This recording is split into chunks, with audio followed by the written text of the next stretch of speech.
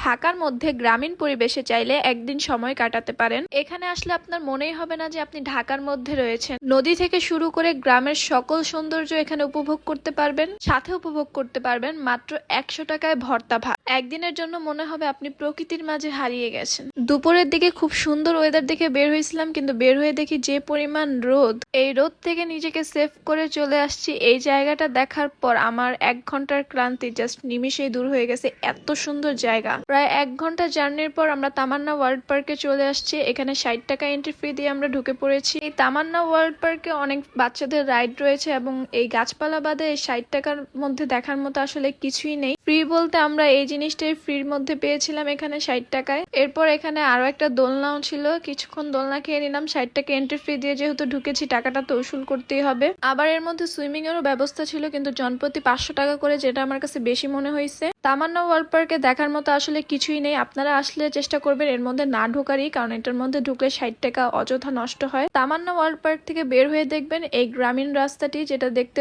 পুরো গ্রামের রাস্তার মতো মনে হইতেছিল। এখানে আমরা কিছুক্ষণ সময় কাটিয়ে নিয়েছি।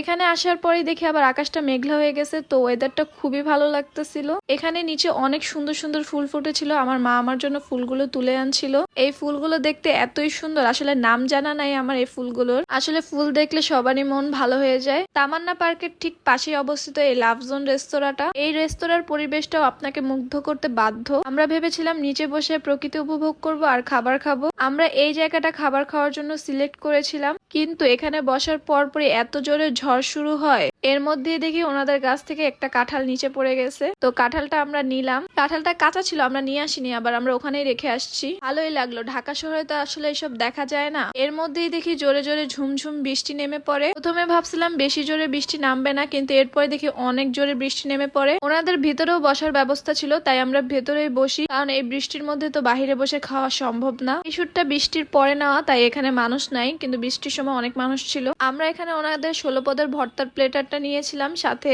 নিয়েছিলাম তেলাপিয়া মাছ, বেগুন ভাজা আর ভাত নিয়েছিলাম। 16 পদের ভর্তার প্লেটারটা ছিল 100 টাকা, যেটা আপনারা 3 জন মানুষ অনায়াসে শেয়ার করে খেতে পারবেন। আমাদের 8 পিসের ভর্তাও সেল হয়, যেটার প্রাইস হচ্ছে 50 টাকা। আপনি যদি একা আসেন তাহলে 100 টাকার মধ্যে আপনি ভর্তা ভাত খেতে পারবেন। বেগুন ভাজার প্রাইস ছিল 30 টাকা আর আমাদের মাছটা নিয়েছিল 150 টাকা। ওনাদের ভর্তা ভাতের টেস্ট খুবই ভালো, কিন্তু মাছটা আমাদের ভালো পড়ে নাই। মাছের মধ্যে মাছ ছিল না বললেই চলে, পুরোটাই কাটা ছিল।